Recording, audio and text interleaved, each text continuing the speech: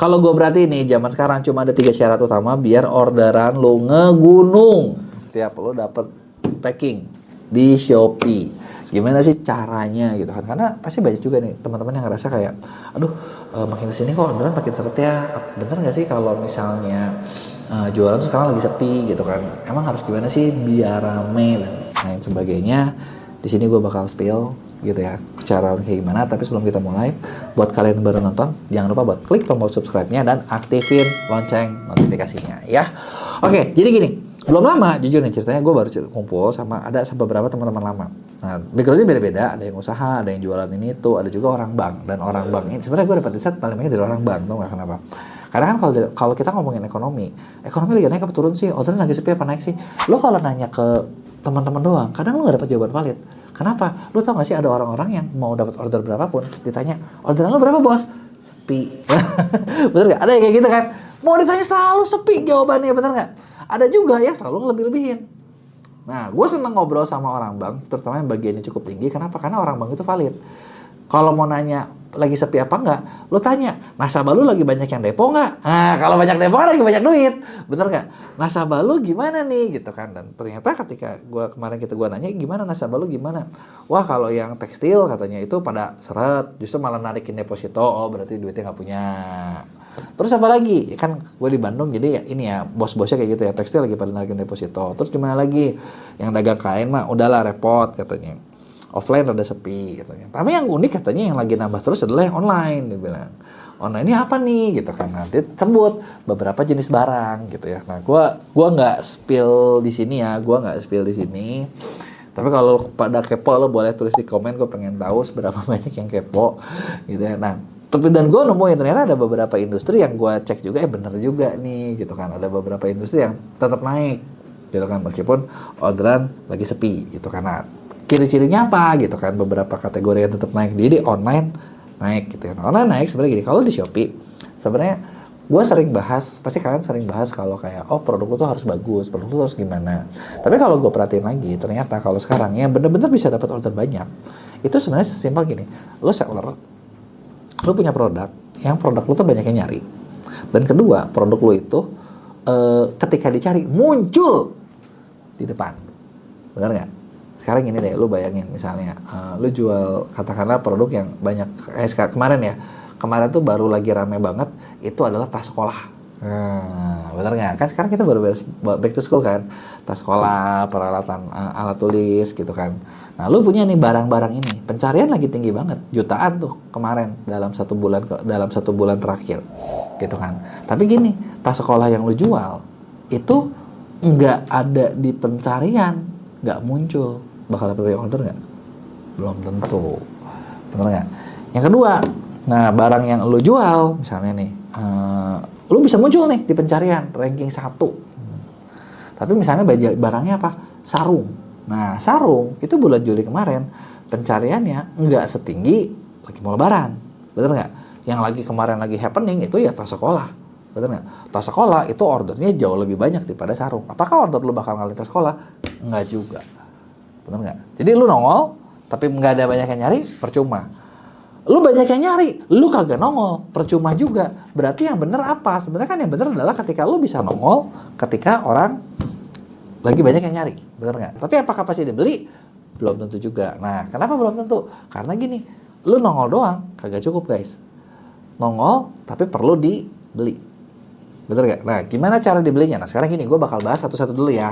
Pertama adalah gimana caranya biar produk lu nongol di tempat banyak yang nyari. Bener gak? Yang pertama adalah sekarang gini, ketika lu jual barang, ya pasti lu perlu jual barang yang, maksudnya, ada barang, produk itu harus dibagi gini, ada produk yang hero, produk yang bagus, gitu kan, produk-produk yang memang unggulan toko lu, ada juga mungkin lu nambahin produk-produk seasonal. Seasonal ini, nah lu harus lihat momen. Sebenarnya banyak banget karena seller tuh nggak ngelihat momen. Atau terlalu lambat dalam mencari barang. Ya memang sih gue tahu, karena kan banyak seller tuh ketika mau jualan barang selalu berpikir gini, kalau gue jual barang baru gue harus nyetok dong, gue harus modal dong, berapa banyak yang harus gue stok gitu. Nah ini sebenarnya memang gimana feeling kalian ya, benar-benar gimana feeling kalian, bukan berarti kayak tiap ada barang yang mau momen baru lo harus stok banyak, nggak juga, tapi kemampuan lo gimana gitu maksud gue. Maksudnya gimana? Maksudnya gini, contoh, anggaplah produk utama gue baju, berarti kan nyawa toko gue baju ya, benar nggak? Tapi baju apakah selalu setiap momen pasti sama? Nggak juga. Beda-beda momen, baju itu kan pasti perlu ada beda-beda model baru. Bener nggak?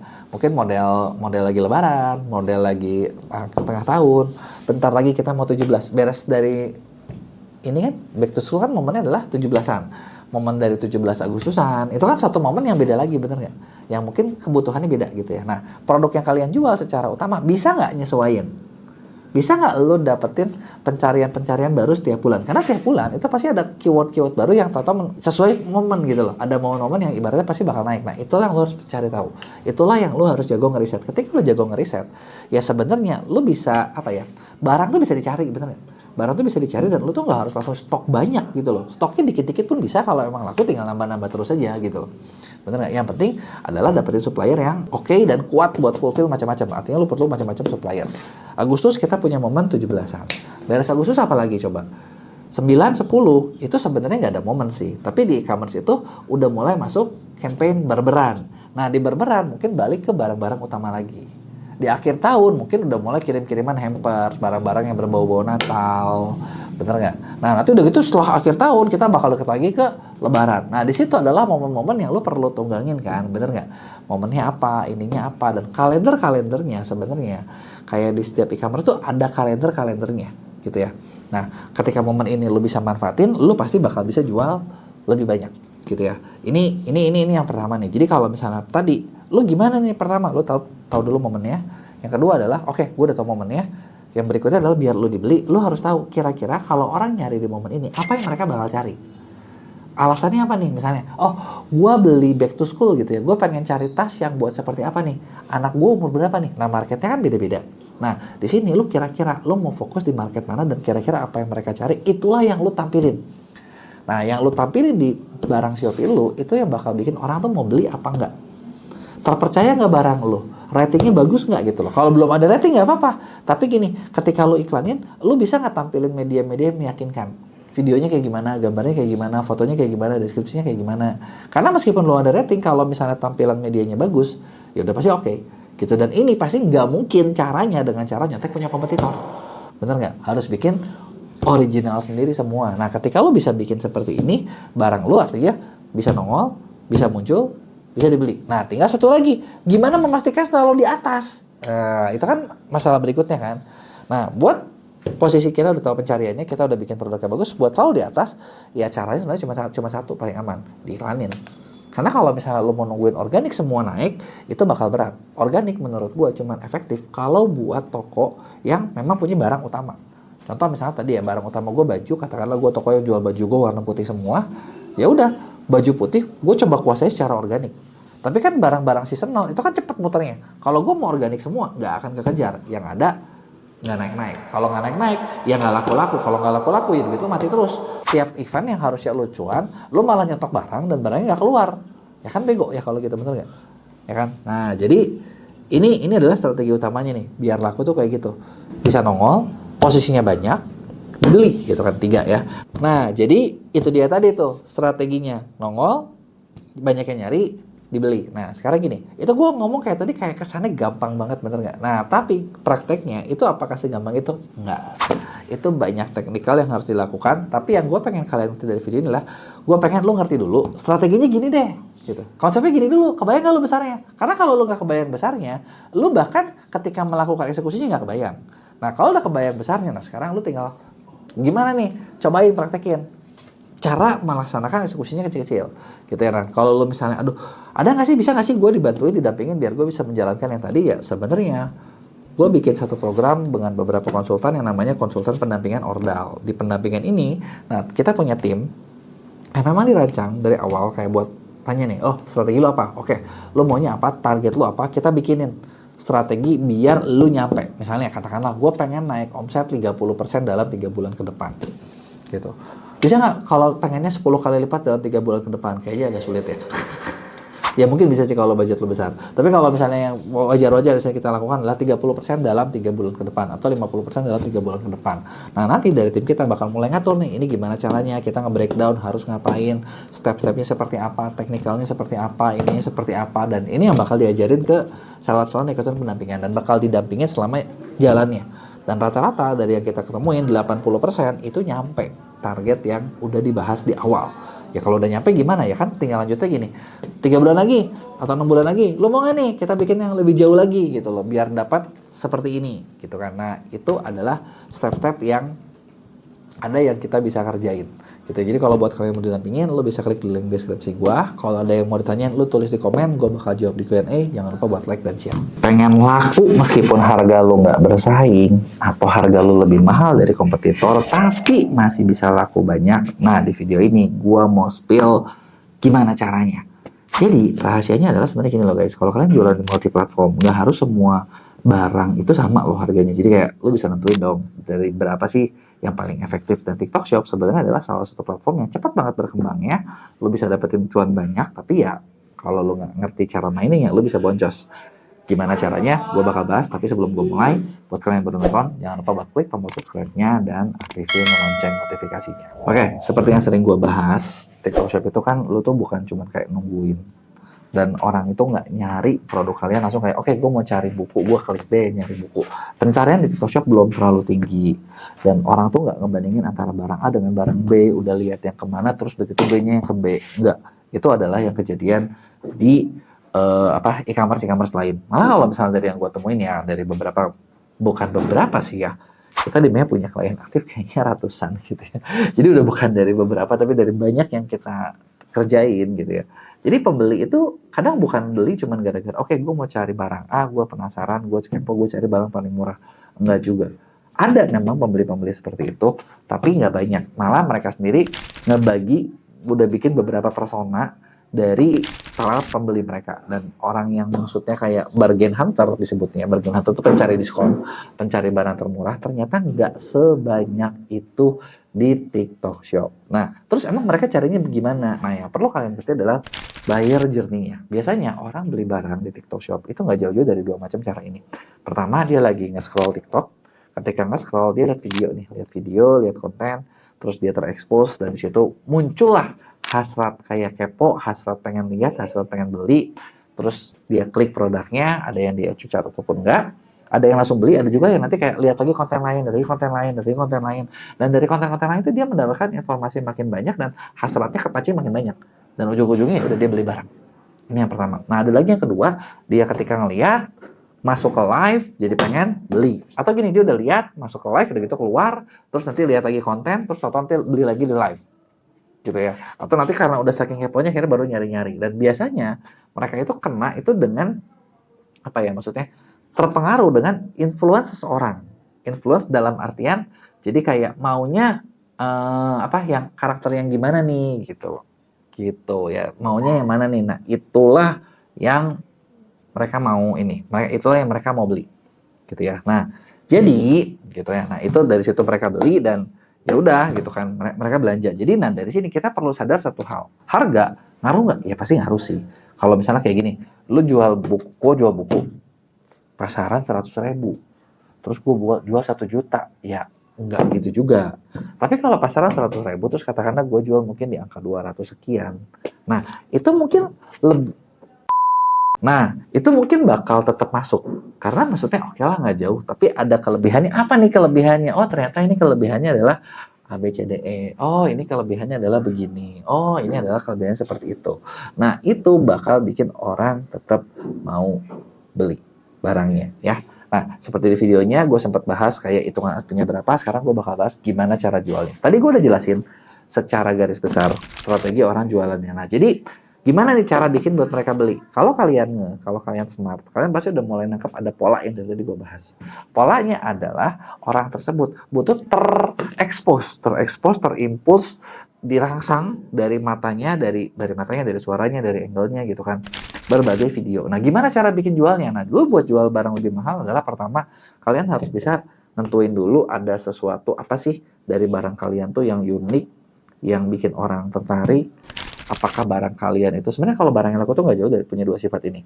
Satu, menyelesaikan masalah. Jadi ada masalah apa yang diselesaikan. Kedua, mengatasi kebutuhan. Gitu ya, nggak jauh-jauh dari situ. Nah, artinya barang ini masuknya kemana nih? Kalau menyelesaikan masalah, berarti lu harus bikin orang sadar ada masalahnya. Kalau nggak menyelesaikan masalah, berarti kan beda lagi. Nangkep ya? Nangkep nggak nih poinnya nih, maksud gue nih ya? Nah, ibarat gini, misalnya, katakanlah ini adalah strategi umum yang dipakai di banyak brand besar dan terbukti untuk tingkatin penjualan, dan mereka sebenarnya bisa dibilang kalau banyak brand itu ngejual barang tuh nggak murah loh guys. Lu barang-barang supermarket itu kalau lu tahu modalnya, lu tuh bakal terkejut karena bisa jadi mereka tuh cuman kayak gimana ya? Mereka tuh bisa punya profit dari harga HPP mereka tuh bisa 3 kali sampai 5 kali lipat. Bisa 3 kali sampai 5 kali lipat. Nah, tapi setelah itu kenapa kayak mereka susah ya? Nggak susah sih. Tapi mereka kan banyak lagi biaya-biaya lainnya kan. Ada biaya rantai distribusi segala macam. Tapi dari awal pabriknya mereka keluar sampai ke tangan konsumen itu harga tuh rata-rata di mana-mana online offline 3 kali sampai 5 kali lipat. Gitu ya. Nah, tinggal sekarang gimana caranya kita bisa bikin jual seperti mereka. Nah, yang pertama adalah lu harus sadar kalau kita mau jualan barang ke orang kan berarti barangnya lu tadi gue udah saranin ya. Lu temuin apa? Oke, lu udah temuin barang gua menyelesaikan masalah. Yang kedua, nah, kalau lu menyelesaikan masalah, lu harus sadar orang itu ada 3 level. Pertama, ada yang mereka itu nggak tahu mereka punya masalah. Ada yang mereka tuh udah tahu mereka punya masalah, tapi mereka nggak tahu solusinya. Nah, ada lagi yang begini, mereka sadar mereka udah punya masalah dan mereka udah aware solusinya apa aja. Nah, kebanyakan mayoritas seller selalu memfokuskan atau menargetkan buyer tipe ketiga. Tahu udah punya masalah, tahu udah punya solusi. Misalnya gini, gue mau jual apa nih, katakanlah gue mau jual parfum. Gue mau jual parfum. Parfum jual ke siapa nih? Oh, parfum itu gue jual orang yang sadar kalau gue harus wangi, kalau gue nggak pede. Apakah orang ini sebanyak orang-orang yang bahkan dia nggak sadar dia harus pakai parfum? Enggak dong, ini pasti lebih sedikit. Dan orang-orang ini karena dia udah tahu masalah, dia udah tahu solusi, di sini tuh mulai rewel. Rewel dalam artian, gue tahu merek A, gue tahu merek B, gue tahu merek C, oke gue mau banding-banding deh. Bener nggak? Nah, ini beda sama orang yang tahu punya masalah, tapi dia nggak tahu solusi. Oke, gue tahu gue punya masalah nih, aduh badan gue bau nih, gue butuh parfum, gue pakai apa ya? Tapi gue belum tahu parfum yang ada. Nah, ini biasanya cenderung masih pemula gitu loh. Nah, apalagi yang nggak sadar. Nah, gimana cara kita mengaruhinya gitu ya. Nah, kalau untuk orang-orang setiap level, setiap funnel, ini caranya tentu saja beda. Orang-orang yang misalnya nggak tahu punya masalah nih ya. Pertama adalah yang harus bikin adalah lo harus bikin konten, banyak edukasi tentang lo ngasih tahu kalau, lo punya masalah. Misalnya konten-kontennya mungkin lebih kayak gini. Dapat tender lebih banyak, dapat kerjaan lebih baik, dapat duit lebih baik ketika lo misalnya ini kan baru sisi ngomongin duit. Bisa lebih pede, dikejar-kejar wanita. Wah, itu misalnya dari sisi mana? Lo harus lihat nih, berbagai masalah inilah yang ini kita harus kasih konten yang bikin orang tuh kayak, oh, oke ya, ternyata harusnya gue pakai parfum ya. Tapi gue belum tahu parfum apa, gitu. Nah, kalau gitu apakah kalau kita bikin konten kita nggak jelasin brandnya? Ya jelasin lah langsung lah. Dengan cara gitu, dari awal tuh mereka udah ditanamin, lu butuh gua, gitu kan. Kenapa? Gua yang bisa bantuin lu, kurang lebih kayak gitulah yang kalian jual. Nah, ini yang di level 1. Nah, setelah mereka aware, mereka tuh bakal lihat, oke, gue kayaknya butuh parfum tuh ada apa aja sih? Nah, mulai kan mereka lihat si A, si B, si C, si D, si E, si F, dan mereka membandingkan, bener nggak? Makanya disitulah gue selalu bahas, kalian perlu punya yang namanya unique selling point. Kalau nggak ada unique selling point, barang apa nih? Oh, parfum. Oh, ya, asal wangi aja. Oke deh. Kalau gue pakai kayak gimana? Ya nggak ada beda sih. Oh ya udah. Harganya nggak murah-murah banget juga. Oh ya udah, harganya murah sih. Aduh, tapi gue nggak suka barang murahan. Bingung kan lu? Apa itu juga salah? Benar ya? Nah, baru setelah ini nanti masuk ke tahap ketiga. Oke, gue udah tahu gue punya masalah. Gue mau beli produk buat masalah gue. Produk apa yang gue beli? Nah, di sini yang diadu macam-macam kan. Mungkin promo, mungkin servis, mungkin apa. Nah, jadi cara jualnya adalah kalian harus bisa menyediakan sebanyak mungkin konten, berbagai konten dengan berbagai level tadi. Karena dengan berbagai konten yang banyak, itulah yang menginfluence mereka, itulah yang ngajak mereka buat, udah yuk, beli aja yuk. Kenapa lo harus beli? Nah, karena gini loh, kalau lo nggak beli, lo nggak dapat gitu. Jadi udah yuk, beli aja yuk, cobain yuk. Ini bagus kok, ini enak kok, ini bikin lo seperti ini kok, ini bikin lo seperti itu kok. Gitu ya. Itulah caranya. Ketika lo lakuin tadi, ketika kalian lakuin hal-hal tadi, itu bakal bikin orang jadi, oh iya ya, gue suka. Apalagi dari awal ya, dari awal kan bayangin dari awal. Contoh kayak orang, anggaplah gini lah. Anggap misalnya gue berandai-andai gitu ya. Orang jualan di TikTok Shop, dan ketika jualan di TikTok Shop, gue jadi salah satu orang yang jadi contohnya. Ya, gue jadi orang yang jadi contohnya, agensi yang gue bikin, jadi satu patokannya. Nah, ketika orang lihat dari awal dia tahu, oh Gue kalau mau cepet laku, gue harus masuk di MEA nih. Oh, kayak gini ya. Ternyata di MEA bisa bikin ini. Ternyata bisa bikin itu. Ternyata caranya seperti ini. Ternyata caranya seperti itu. Dengan seperti itu, gue sudah mengedukasi orang tersebut dari awal mereka masuk sampai akhirnya mereka tengah, mereka siap, mereka punya masalah dan mereka siap buat jalan. Mereka cuma tahu kita. Nah, artinya ketika mereka cuma tahu kita, ya udah, mereka mau kemana-mana, kita bakal jadi pilihan pertama buat dikontak. Kita bakal jadi pilihan pertama buat kontak. Mereka bakal nyoba dari kita dulu. Gitu. Itu kan artinya nurture si pembeli dari awal sampai akhir ya cuman sama kalian aja dan kalian yang dibeli gitu loh. Nah, setelah kalau misalnya gue bisa bikin mereka puas sesuai dengan ekspektasi mereka, nah gue bahkan menanamkan persepsi di otak mereka, ya udah lu mau coba kemana-mana atau gini lah, biasa orang kan udah coba tahu, nyoba satu di kita berhasil, coba ke yang lain jelek, di kita paling enak, ya udah masuk lagi di kita selalu misalnya fulfill semua yang kita janjiin, di situ kan kita nanamin ke mereka, udah lo sama kita aja, lo sama orang lain mah percuma, rusak gitu kan, mending sama kita bisnis lu jalan, bisnis lu aman dan kita jalan sama-sama. Nah itu kan dengan seperti itu gue bukan cuman udah nurture lagi namanya, ya tadi gue lakukan nurture namanya, nurture itu adalah mempersiapkan market. Yang gue lakukan adalah gue nge-branding juga, nanamin persepsi, gue adalah pilihan terbaik buat lo. Nah, lu sama gue aja. Nah, kurang lebih kayak gitu. Ketika lu bikin seperti itu, gue mau bikin harga lebih mahal, gue mau bikin harga seperti apa, orang bakal tetap beli. Kenapa orang bakal tetap beli? Ya karena gue adalah opsi terbaik, opsi paling bagus yang mereka punya. Tapi ketika misalnya gue bukan opsi paling baik gitu, ya udah, jadinya kan gue bukan apa-apa gitu. Nah, itu adalah cara jualnya. Problemnya cuma satu di situ. Kalau kalian sadari, oke, gue mau jual mahal, berarti gue harus unik, gue harus beda, gue harus sadarkan kalian kan, harus unik, harus beda, barangnya sesuai kebutuhan, bener nggak? Nah, terus udah gitu harus mempersiapkan konten sebanyak mungkin. Nah, ketika ngomongin konten dan lain sebagainya, apakah bikin konten doang cukup? Nggak cukup. Gue tadi ngomongin strateginya, tapi yang harus kalian lakukan setelah menyiapin konten dengan berbagai kebutuhan tadi adalah pastikan semua konten ini selain jumlahnya banyak, kualitasnya bagus, dilihatnya banyak. Karena gini contoh, gue tadi udah bilang sama kalian, oke, gue harus bikin konten banyak. Kalian bikin konten banyak. Katakanlah buat satu produk tuh mungkin bisa 100 video. Ya banyak bener. Satu SKU 100 video banyak gitu loh. Tapi view-nya berapa rata-rata? 200. Ya, 200 kali 100, 20.000. Apakah 20.000 itu orangnya sama, orangnya beda? Belum tentu kan. Tapi kan pasarnya jadi kecil. Nah, yang konten banyak ini juga yang perlu kalian sadar adalah konten banyak tuh bukan jadi kayak setiap konten viral, enggak. Tapi lu harus viral di waktu yang tepat. Jadi diatur. Nah, ini strategi berikutnya nih. Strategi berikutnya adalah gini. Kita udah punya konten banyak, ya. Pertama ada konten-konten buat awareness, di mana bikin nyari orang, buat menemukan orang yang, lu tahu nggak sih lu punya masalah? Lu tahu nggak sih lu tuh butuh masalah ini, lu butuh apa ya namanya, maksudnya lu butuh solusi. Nah, orang yang disebar banyak, dari situ tuh ada orang yang, oke, kayaknya gue tahu deh, gue sadar deh. Terus gue harus ngapain? Next kan? Jadi di level awareness ini kalau bisa tuh kontennya banyak dan jumlahnya sebesar mungkin. Nah makanya biasanya ngerjain sendiri nggak mungkin, bisa gila. Ngerjain dengan affiliate, solusi kedua. Yang ketiga adalah harus di ads supaya jangkauannya banyak banget. Nah dari banyak, masuklah ke level kedua. Level kedua adalah orang-orang yang tertarik, kita retargeting. Kita kasih lagi nih video-video lain yang ngasih tahu, gua lo yang bagus gitu. Nah, dengan seperti ini, orang-orang tersebut bakal jadi sadar nih, oh iya ya, di sini biasanya udah ada yang beli, gitu loh. Ataupun kalau belum ada yang beli nggak masalah. Mereka mungkin pengen banding-banding jalan-jalan, tapi ternyata karena kita punya USP yang strong, kita punya posisi yang bagus, gimana pun ujung-ujung yang paling masuk akal, yang pertama lagi yang dibeli. Gitu. Nah, dan untuk level 1, level 2, level 3 di sini lo buat maksimalnya selain konten banyak, lo harus punya strategi dan ads yang tepat, barulah itu bisa jalan.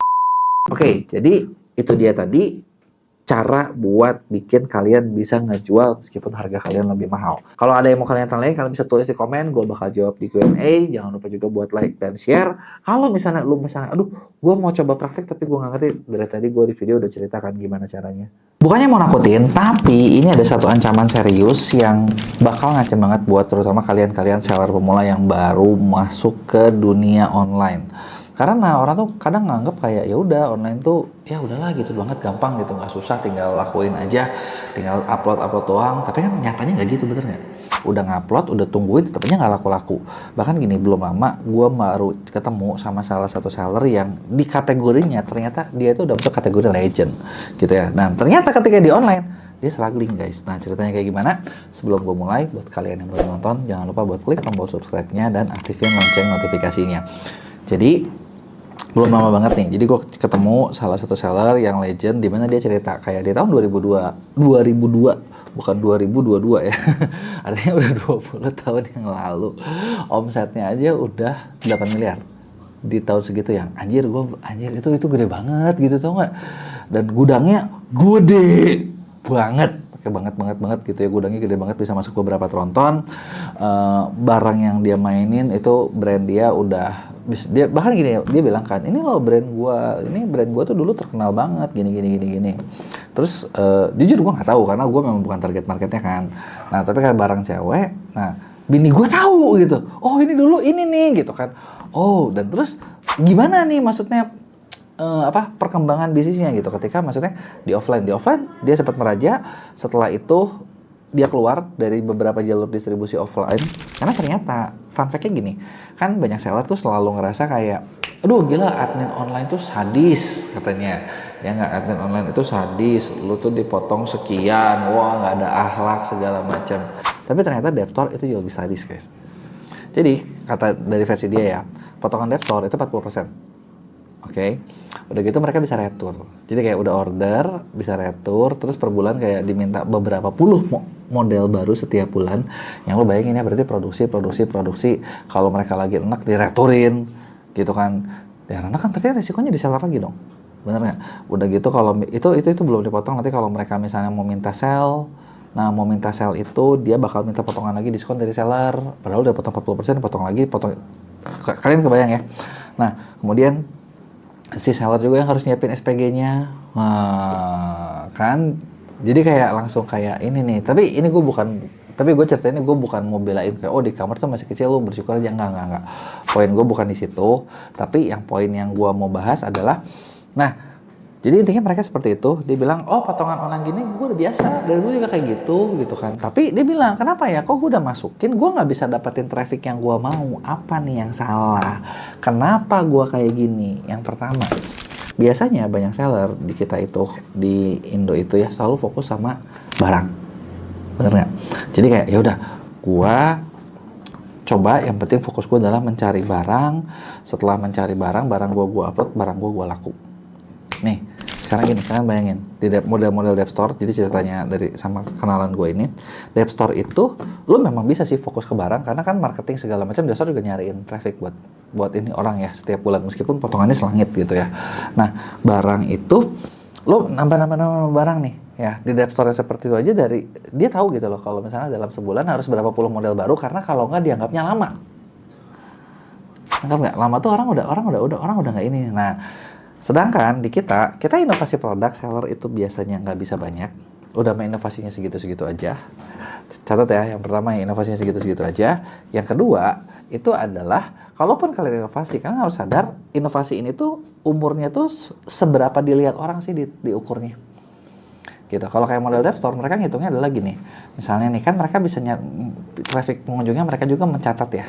Oke, pengunjungnya segini, dalam satu bulan tuh dilihat sama berapa ratus ribu orang, nanti kita bisa lihat potensialnya yang mana. Nah sebenarnya di online juga sama, cuma di dev store lebih abu-abu, dalam artian karena dia punya katakanlah 1 juta pengunjung dalam satu bulan, tapi kan 1 juta pengunjung belum tentu semuanya lihat barang yang sama. Itu adalah pengunjung dev store. Nah sama juga nih, sama kalau di online. Kalau di online kita bisa lihat Shopee kayak gituan kan, Shopee, TikTok segala macam ngerilis nih, traffic gue segini. Ya beberapa lama sekali lah mereka ngerilis pengunjung ke webnya. Tapi kan nggak nyampe toko lu. Tapi kan dia kasih tahu di toko lu yang datang berapa banyak, yang lihat produknya berapa banyak. Nah biasanya kelemahan di kita adalah cuman udah ngupload mereka nungguin. Artinya nggak tahu cara cari traffic. Ya kan? Nah ketika lu nggak tahu cara cari traffic, lu nggak tahu nih kalian punya produk 5, 10, 20, ada yang lihat apa enggak? Dilihatnya berapa banyak? Sudah cukup belum buat disimpulkan apakah produk ini itu laku apa enggak, layak dipertahankan apa enggak, layak di scale apa enggak. Nah mayoritas biasanya yang kita kerjain itu adalah kayak gini, gue bikin barang 5, upload 5, lu tungguin nggak ada yang laku, terus begitu lu bilang, wah ini nggak laku nih, wah ini gue kalah nih. Padahal bentar, 5 ini masing-masing sudah dilihat sama berapa orang nih, udah valid belum? Gitu loh. Kalau 5 ini misalnya dia dilihatnya masih orangnya sedikit, nggak bisa ngomong kalau itu bagus, karena yang lihat itu juga masih sedikit. nggak bisa kebayang gitu loh. Kalau yang lihatnya sudah banyak, itu lebih masuk akal. Oke, di sini kita tahu nih, oke yang lihat kita punya 5 produk, masing-masing sudah lihat sama 10.000 orang, ada yang beli apa enggak? Nggak ada, misalnya 1 nggak ada, 2 nggak ada, 3 ada, keempat ada sedikit, yang kelima banyak. Nah di situ lu udah ketemu produk hero. Nah biasanya banyak seller yang gue bilang selalu fokus cuman sama, oke, gue mau bikin barang gue segini, ketika gue mau bikin, gue stoknya yang banyak. Padahal jangan lu stok dulu, lu bukan harus stok, lu ada dulu nggak traffic yang lihatnya? Kebayang nggak? Ketika traffic yang lihatnya ada, di situ lo ada harapan. Ketika traffic yang lihatnya nggak ada, di situ lo kagak ada harapan.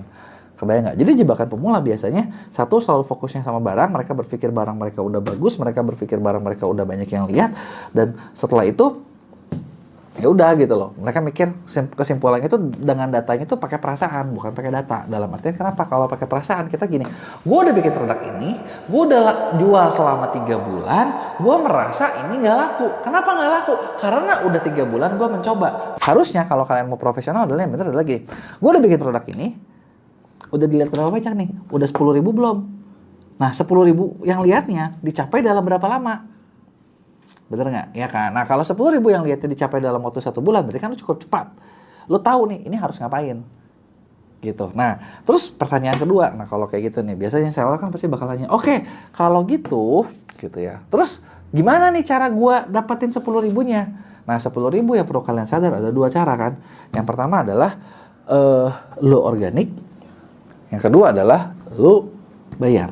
Nah kalau lu organik, ada nggak caranya? Kagak, lu tungguin aja dengan sabar, ya kan? 10.000-nya berapa lama kok kalau gitu? Ya kalau lu hoki, begitu lu upload yang lihat banyak mungkin sehari. Tapi gue jujur jarang banget nemuin seller upload produk itu yang lihat langsung banyak. Bahkan gue pribadi, kalau ngupload organik itu jujur kagak bakalan. Jadi yang dilakuin apa? Kalau gue sendiri lebih senang ya udah gue ads aja, gue budgetin aja. Keluar duit dong, boncos dong. Sebenarnya kalau ngomongin boncos atau enggak, itu tergantung dari mindset lu. Kenapa gue bilang ke mindset? Karena gini, contoh misalnya gue bikin barang ini, gue bikin buku ini. Buku ini gue katakanlah modal bikin kan ini ya, kreativitas ya.